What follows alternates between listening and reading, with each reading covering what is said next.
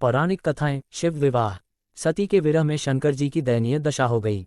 वे हर पल सती का ही ध्यान करते रहते और उन्हीं की चर्चा में व्यस्त रहते। उधर सती ने भी शरीर का त्याग करते समय संकल्प किया था कि मैं राजा हिमालय के यहाँ जन्म लेकर शंकर जी की अर्धांगिनी बनूं। जानकारी अच्छा लगे तो चैनल को सब्सक्राइब करें और वीडियो को लाइक करें।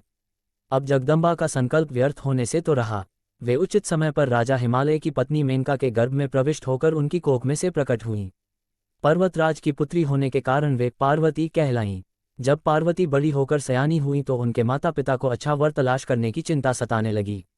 एक दिन अचानक देवर्षि नारद राजा हिमालय के महल में आ पहुंचे और पार्वती को देख कहने लगे कि इसका विवाह शंकर जी के साथ होना चाहिए और वे ही सभी दृष्टि से इसके योग्य हैं।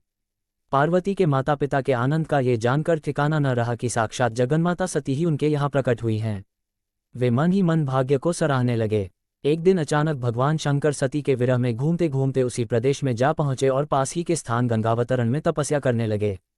जब हिमालय को इसकी जानकारी मिली तो वे पार्वती को लेकर शिवजी के पास गए। वहां राजा ने शिवजी से विनम्रतापूर्वक अपनी पुत्री को सेवा में ग्रहण करने की प्रार्थना की। शिवजी ने पहले तो आनाकानी की, किंतु पार्वती की भक्ति देखकर वे उनका आग्रह न टाल न सके। शिवजी से अनुमति मिलने के बाद तो पार्वती प्रतिदिन अपनी सखियों को साथ ले उनकी सेवा करने लगीं। पार्वती हमेशा इस बात का सदा ध्यान रखती थीं कि शिवजी को किसी भी प्रकार का कष्ट न हो। वे हमेशा उनके चरण धोकर चरणोदक ग्रहण करतीं और षोडशोपचार से पूजा करतीं। इसी तरह पार्वती को भगवान शंकर की सेवा करते दीर्घ समय व्यतीत हो गया। किंतु पार्वती जैसी सुंदर बाला से इस प्रकार एकांत में सेवा लेते रहने पर भी शंकर के मन में कभी विकार नहीं हुआ। वे सदा अपनी समाधि में ही निश्चल रहते। उधर देवताओं को तारक नाम का असुर बड़ा त्रास देने लगा।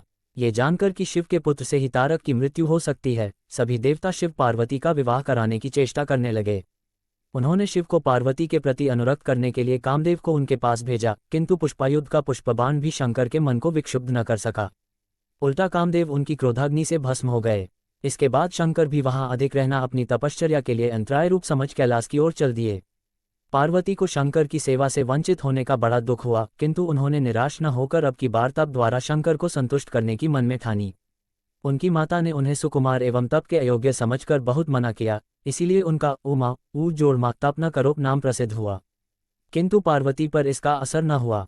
अपने संकल्प से वे तनिक भी विचलित नहीं हुईं। वे भी घर से निकल उसी शिखर पर तपस्या करने लगीं जहां शिवजी ने तपस्या की थी। तभी से लोग उस शिखर को गौरी शिखर कहने लगे। वहां उन्होंने पहले वर्ष फलाहार से जीवन व्यतीत किया, दूसरे वर्ष वे पर्ण वृक्षों के पत्ते खाकर रहने लगीं और फिर तो उन्होंने पर्ण का भी त्याग कर दिया और इसीलिए वे अपर्णा कहलाईं। इस प्रकार पार्वती ने 3000 वर्ष तक तपस्या की। उनकी कठोर तपस्या को देख ऋषि मुनि भी दंग रह गए। अंत में भगवान आशुतोष का आसन हिला। उन्होंने पार्वती की परीक्षा के लिए पहले सप्तर्षियों को भेजा और पीछे स्वयं वटुवेश धारण कर पार्वती की परीक्षा के निमित्त प्रस्थान किया। जब इन्होंने सब प्रकार से जांच परख कर देख लिया कि पार्वती की उनमें अविचल निष्ठा है, तब तो वे अपने को अधिक देर तक न छिपा सके। वे तुरंत अपने असली रूप में पार्वती के सामने प्रकट हो गए और उन्हें पानी ग्रहण का वरदान देकर अंतर्धान हो गए। पार्वती अपने तप को पूर्ण होते देख घर लौट आईं और अपने माता पिता से सारा वृतांत कह सुनाया। अपनी दुलारी पुत्री की कठोर तपस्या को फलीभूत होता देखकर माता पिता के आनंद का ठिकाना नहीं रहा। उधर शंकर जी ने सप्तर्षियों को विवाह का प्रस्ताव लेकर हिमालय के पास भेजा और इस प्रकार विवाह की शुभ तिथि निश्चित हुई। सप्तर्षियों द्वारा विवाह की तिथि निश्चित कर दिए जाने के बाद भगवान शंकर जी ने नारद जी द्वारा सारे देवताओं को विवाह में सम्मिलित होने के लिए आदरपूर्वक निमंत्रित किया और अपने गणों को बारात की तैयारी करने का आदेश दिया। उनके इस आदेश से अत्यंत प्रसन्न होकर गणेश्वर शंखकर्ण, केकराक्ष, विकृत, विशाख, विकृतानंद, दुंदुभ, कपाल, कुंडक, काकपाददर, मधुपिंग, प्रमथ, वीरभद्र आदि गणों के अध्यक्ष अपने अपने गणों को साथ लेकर चल पड़े। नंदी, क्षेत्रपाल, भैरव आदि गणराज भी कोटि कोटि गणों के साथ निकल पड़े। ये सभी 3 नेत्रों वाले थे। सबके मस्तक पर चंद्रमा और गले में नीले चिन्ह थे। सभी ने रुद्राक्ष के आभूषण पहन रखे थे। सभी के शरीर पर उत्तम भस्म पुती हुई थी। इन गणों के साथ शंकर जी के भूतों, प्रेतों, पिशाचों की सेना भी आकर सम्मिलित हो गई। इनमें डाकनी, शाकिनी, यातुधान, वेताल, ब्रह्मराक्षस आदि भी शामिल थे। इन सभी के रूप, रंग, आकार, प्रकार, चेष्टाएं, वेशभूषा, हाव भाव आदि सभी कुछ अत्यंत विचित्र थे। किसी के मुख ही नहीं था और किसी के बहुत से मुख थे। कोई बिना हाथ पैर के ही था तो कोई बहुत से हाथ पैरों वाला था। किसी के बहुत सी आंखें थीं और किसी के पास एक भी आंख नहीं थी। किसी का मुख गधे की तरह, किसी का सियार की तरह, किसी का कुत्ते की तरह था। उन सब ने अपने अंगों में ताज़ा खून लगा रखा था। कोई अत्यंत पवित्र और कोई अत्यंत विभत्स तथा अपवित्र गणवेश धारण किए हुए था। उनके आभूषण बड़े ही डरावने थे, उन्होंने हाथ में नर कपाल ले रखा था। वे सब के सब अपनी तरंग में मस्त होकर नाचते गाते और मौज उड़ाते हुए महादेव शंकर जी के चारों ओर एकत्रित हो गए। चंडी देवी बड़ी प्रसन्नता के साथ उत्सव मनाती हुई भगवान रुद्रदेव की बहन बनकर वहां आ पहुंची। उन्होंने सर्पों के आभूषण पहन रखे थे। वे प्रेत पर बैठकर अपने मस्तक पर सोने का कलश धारण किए हुए थीं। धीरे धीरे वहां सारे देवता भी एकत्र हो गए। उस देवमंडली के बीच में भगवान श्री विष्णु गरुड़ पर विराजमान थे। पितामह ब्रह्मा जी भी उनके पास में मूर्तिमान वेदों, शास्त्रों, पुराणों, आगमों, संकाद महासिद्धों, प्रजापतियों, पुत्रों तथा कई परिजनों के साथ उपस्थित थे। देवराज इंद्र भी कई आभूषण पहन अपने ऐरावत गज पर बैठ वहां पहुंचे थे। सभी प्रमुख ऋषि भी वहां आ गए थे।